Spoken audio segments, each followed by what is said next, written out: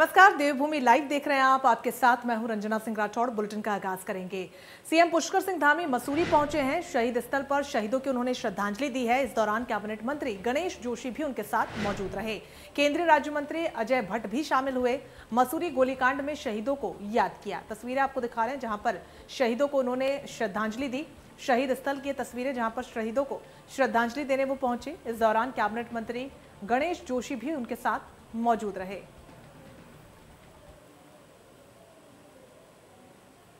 तो कैबिनेट मंत्री गणेश जोशी भी मौजूद रहे। तस्वीरें आपको दिखा रहे हैं। इस दौरान मुख्यमंत्री भी वहां पर मौजूद थे और उन्होंने शहीदों को याद किया। शहीद स्थल पर पहुंचकर शहीदों को श्रद्धांजलि दी। और केंद्रीय राज्य मंत्री अजय भट्ट भी वहां पर शामिल हुए।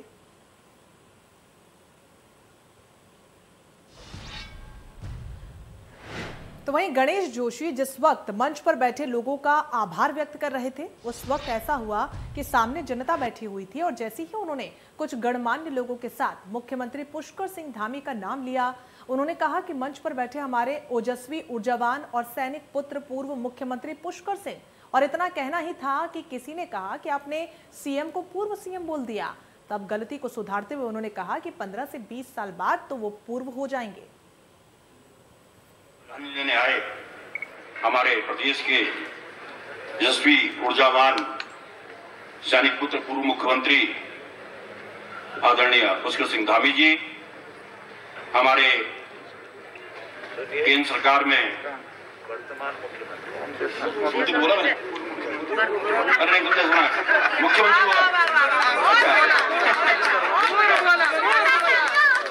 मुख्यमंत्री अच्छा चलो 15 साल के बाद तो पूर्व हो जाएंगे। 15-20 साल का तो 15-20 साल में दिक्कत नहीं है।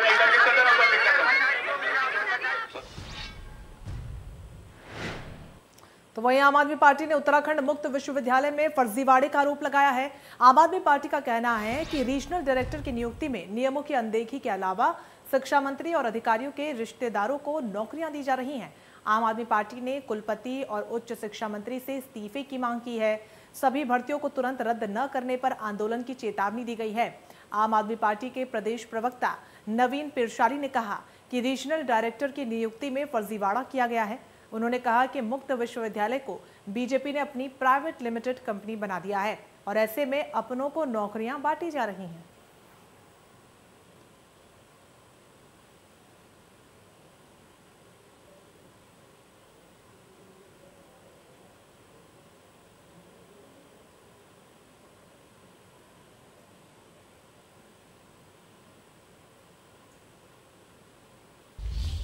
रुक करेंगे इस वक्त की बड़ी खबर का। बड़ी जानकारी रुड़की से सामने आ रही है। धरने पर बैठे भाजपा युवा के कार्यकर्ता, ये बड़ा अपडेट रुड़की से आपको बता रहे हैं। कार्यकर्ताओं पर पुलिस ने लाठीचार्ज भी किया है। यहां पर धरने पर ये तमाम कार्यकर्ता बैठे हैं। कार्यकर्ताओं ने कोतवाल प्रभारी पर गंभीर आरोप भी लगाया है। कार्यकर्ताओं के साथ अभद्रता करने का आरोप उनके द्वारा लगाया गया है। कार्यकर्ताओं पर पुलिस ने लाठीचार्ज किया है। साथ ही कार्यकर्ता जो धरने पर बैठे उन्होंने आरोप लगाते हुए कहा कि उनके साथ अभद्रता की गई है। बड़ी खबर रुड़की से आपको बता रहे हैं। धरने पर यहां पर भाजपा युवा के तमाम कार्यकर्ता बैठे हुए, बड़ी तादाद में कार्यकर्ता धरना दे रहे हैं। हालांकि पुलिस जब यहां पर पहुंची तो कार्यकर्ताओं पर लाठीचार्ज किया गया। कार्यकर्ताओं ने कोतवाल प्रभारी पर आरोप लगाते हुए कहा है कि न सिर्फ लाठीचार्ज किया गया बल्कि कार्यकर्ताओं के साथ अभद्रता करने का आरोप उन्होंने लगाया है। कार्यकर्ताओं पर पुलिस ने यहां पहुंचकर लाठीचार्ज किया। ये बड़ी खबर आपको बता रहे हैं। तो रुड़की से इस वक्त की बड़ी खबर सामने आ रही है।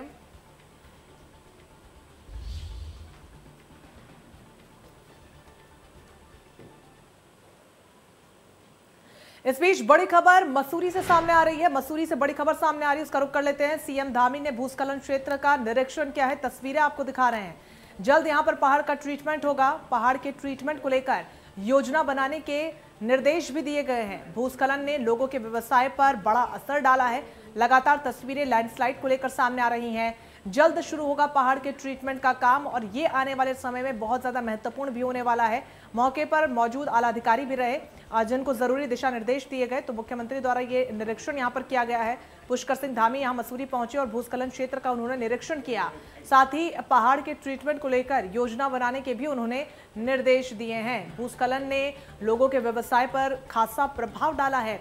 लोगों का व्यवसाय पूरी तरीके से ठप हो गया है। बड़ी समस्या आवाजाही को लेकर भी देखने को मिल रही है। इन सब के बीच मुख्यमंत्री जब वहां पर पहुंचे तो जो आला अधिकारी वहां पर मौजूद थे उनको जरूरी दिशा निर्देश भी दिए।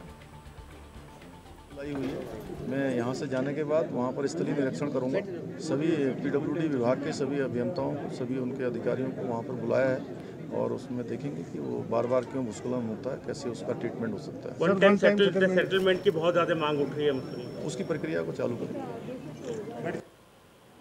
सुनील सोनकर सहयोगी फोन लाइन पर जुड़ गए इस पूरी खबर पर ज्यादा अपडेट के साथ। सुनील सोनकर, मुख्यमंत्री यहाँ पर पहुंचे हैं और भूस्खलन का जो क्षेत्र है उनका निरीक्षण उन्होंने किया है। क्या कुछ तस्वीरें सामने आई, क्या कुछ बड़ा अपडेट है?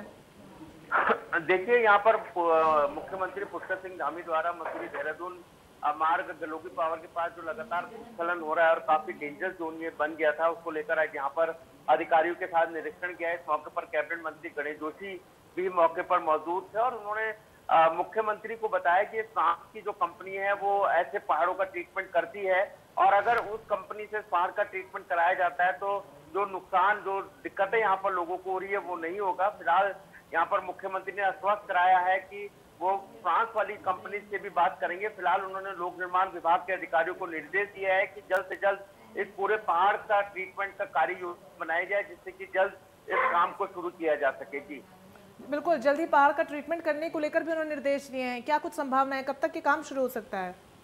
जी देखिए, जिस तरीके से पुष्कर सिंह धामी जी की कार्यशैली है उससे साफ है कि यहाँ पर मुख्यमंत्री लगातार जिस क्षेत्र में जा रहे हैं वहाँ पर जो दिक्कतें हैं उसका उस समस्याओं का निराकरण कर रहे हैं और ऐसे में पुष्कर सिंह धामी ने जिस तरीके से यहाँ पर लोक निर्माण विभाग के आला अधिकारी बुलाए थे तो उससे साफ है कि जल्द इस पहाड़ की ट्रीटमेंट के लिए कार्य योजना तैयार की जाएगी और इसमें जल्द काम शुरू हो जाएगा। जी चलिए, बहुत शुक्रिया आपका तमाम जानकारी के लिए। सुनिए, बाजपुर में कैबिनेट मंत्री यशपाल आर्य ने एकलव्य आदर्श आवासीय विश्वविद्यालय का विद्यालय का निरीक्षण किया और इस दौरान स्कूली छात्र छात्राओं ने रंगारंग कार्यक्रम प्रस्तुत किए, जिसके बाद कैबिनेट मंत्री यशपाल आर्य ने छात्र छात्राओं को पुरस्कार देकर सम्मानित भी किया।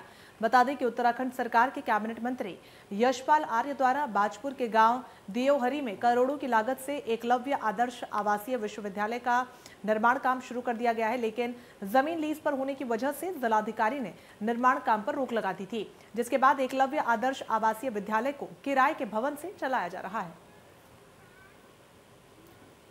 अभी यहाँ पर किराए के भवन में चल रहा है और इसके लिए भूमि भी चयनित की गई थी और माननीय तत्कालीन मुख्यमंत्री जी द्वारा भी इसका शिलान्यास हुआ था। वो आ नहीं पाए, लेकिन देहरादून से उन्होंने अपनी शुभकामनाएं दी थी। शिलान्यास मौसम खराबी की वजह से वो उपस्थित नहीं हो सके थे। कुछ हमारे ये जो भूमि है जहाँ पर आवासीय भवन की स्थापना होने जा रही थी, वह जिलाधिकारी महोदय द्वारा उसका अधिग्रहण कर लिया गया था, लेकिन उसके बाद भी हमारे जो सुप्रीम कोर्ट से भी इस केस को हार गए थे। शिलिंग लैंड थी, उसको हार भी चुके थे, उसके बावजूद भी वो सुप्रीम कोर्ट में उन्होंने रिट दायर की, उनकी रेट के आधार पर उसमें स्टे हुआ है। हमने इस मामले में पैरवी करनी है। हमने वरिष्ठ अधिवक्ता को इसमें अधिकृत हायर किया है और मुझे यकीन है कि यह फैसला हमारे पक्ष में होगा। मसूरी गोलीकांड की बरसी पर शिफनकोट के बेघर लोगों ने जमकर हंगामा किया। गोलीकांड के मौके पर बेघर हुए 84 परिवार शहीद स्थल पहुंचे। इस दौरान प्रदर्शन कर रहे लोगों ने प्रदेश सरकार और कैबिनेट मंत्री गणेश जोशी के खिलाफ जमकर नारेबाजी की। तो वहीं जानकारी पाकर मौके पर एसएसपी योगेंद्र सिंह ने प्रदर्शनकारियों से बात की और प्रदर्शन कर रहे लोगों की मांग थी कि वो पहले सीएम से बात करेंगे। उन्होंने कहा कि वो शहीद स्थल को खाली नहीं करेंगे और जब तक उनको विस्थापन करने का कोई ठोस जवाब नहीं मिल जाता। जो ये तय समय से आने का कार्यक्रम है ये सफल होगा और हम यहाँ से आज 84 घर लेके जाएंगे। मैं आपके माध्यम से जो शासन प्रशासन को अवगत कराना चाहता हूँ कि जिस तरह से जो उप जिलाधिकारी मसूरी ने ये कहा है कि 1994 में जसोला जी ने जो है 6 आदमी मारे हैं, गोली मारने के आदेश दिया और मैं 60 आदमियों को मारूंगा। ये मामला अब दूसरी तरफ घूम गया है। हमारा तो पहले जो है सांकेतिक था, पुलिस प्रशासन हमसे बात कर रही थी, शासन प्रशासन बात कर रहा था, हमारा शांतिपूर्ण था। लेकिन अब ये मामला जो है दूसरी तरफ चला गया कि एसडीएम मसूरी की तानाशाही के खिलाफ हम लोग जो है काले झंडे दिखाएंगे। अगर हमारी समस्या का समाधान नहीं होता है, सिपन कोट के मजदूरों को उनको आवास नहीं मिलता है, तो हम सत्ता पर काबिज जो लोग हैं, चाहे वो भाजपा के लोग हैं चाहे वो अन्य लोग हैं, हम उनको जो है आज यहाँ पर काले झंडे दिखाएंगे और अपना तय जो प्रोग्राम है उस प्रोग्राम से हम पीछे हटने वाले नहीं हैं। सर हम ये कह रहे हैं कि मसूरी में कभी कुछ नहीं हुआ।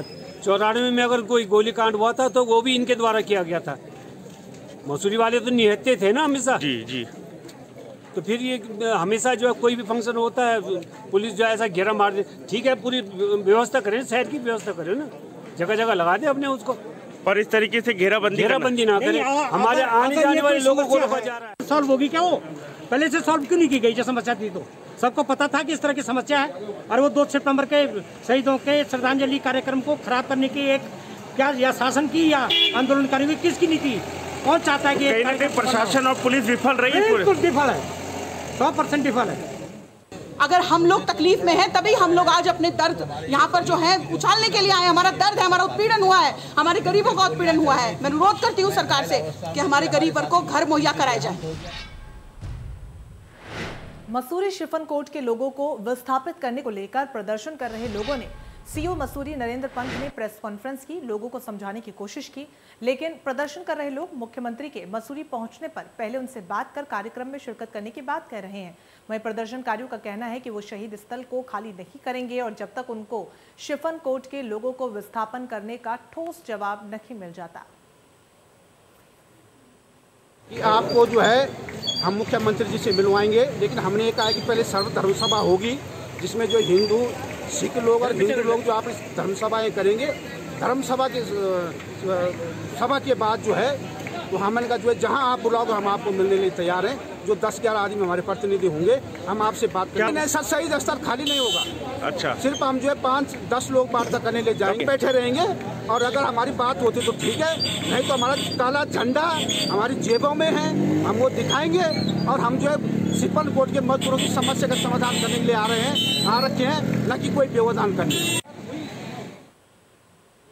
तो विस्थापन की मांग को लेकर विरोध लगातार जारी है। शिफन कोर्ट के लोगों द्वारा प्रदर्शन किया जा रहा है। विस्थापन की मांग को लेकर ये विरोध शुरू हुआ है। हालांकि नरेंद्र पंत ने उनको समझाने की कोशिश की, प्रेस कॉन्फ्रेंस भी उन्होंने की, लेकिन प्रदर्शनकारी मानने को तैयार नहीं हो रहे हैं। शिफन कोर्ट के तमाम लोग हैं जो प्रदर्शन कर रहे हैं। विस्थापन की मांग को लेकर ये विरोध किया जा रहा है। नरेंद्र पंत यहाँ पर पहुंचे हैं, तस्वीरें भी आपको दिखा रहे हैं जहाँ पर वो पहुंचे, लोगों से बातचीत की, समझाने बुझाने की बहुत कोशिश की गई। प्रेस कॉन्फ्रेंस में उन्होंने जानकारी दी कि किसी भी प्रकार से प्रदर्शनकारी जो हैं वो मानने को तैयार नहीं हैं। उनका कहना है कि मुख्यमंत्री से पहले मुलाकात करेंगे और उसी के बाद किसी प्रकार का वर्डिक्ट यहाँ पर किसी फैसले या नतीजे पर वो पहुँच पाएंगे। लेकिन ये तस्वीरें फिलहाल आपको दिखा रहे हैं। शिफन कोर्ट के जो तमाम लोग हैं वो प्रदर्शन कर रहे हैं। विस्थापन की मांग को लेकर लगातार उनकी तरफ से विरोध किया जा रहा है। तस्वीरों में आप देख सकते हैं कि विरोध करते ये लोग वहां पर मौजूद। सुनील सोनकर सहयोगी फोन लाइन पर जुड़ गए। सुनील, लोगों द्वारा लगातार प्रदर्शन किया जा रहा है और विस्थापन की मांग को जोर शोर से उठाया भी जा रहा है। मांग ये थी कि मसूरी पहुंचने से पहले मुख्यमंत्री जो हैं उनसे मुलाकात करें, लेकिन मुख्यमंत्री मसूरी पहुंचे हैं। क्या कुछ अपडेट है? प्रदर्शनकारियों की तरफ से क्या प्रतिक्रिया आप सामने आ रही है?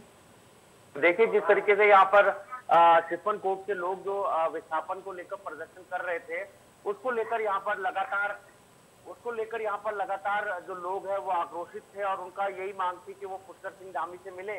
और ऐसे में पुष्कर सिंह धामी उनसे मिले भी है और ये आश्वासन दिया कि जो उनके विस्थापन की कार्रवाई है वो की जाएगी। परंतु उसके बाद भी शिफन कोर्ट के जो लोग थे जो प्रदर्शन कर रहे थे, उनके द्वारा जो विधायक गणेश जोशी और मुख्यमंत्री द्वारा जो आश्वासन दिया उससे भी संतुष्ट नहीं हुए और उनके जाने के बाद उन्होंने फिर प्रदर्शन शुरू करा। फिर कैबिनेट मंत्री गणेश जोशी के खिलाफ नारेबाजी करी, परंतु पुलिस और प्रशासन कामयाब वहां रहा जहां पर जब मुख्यमंत्री को आना था और ऐसे में प्रदर्शनकारियों को शांत करना था। वो कहीं ना कहीं समझाने बुझाने में एसएसपी देहरादून और जो सीओ मसूरी है नरेंद्र पंत, वो कामयाब रहे। एसडीएम मसूरी मनीष कुमार ने भी मोर्चा संभाला और कहीं ना कहीं जो गुस्सा था उसको शांत करने में कामयाबी मिली है।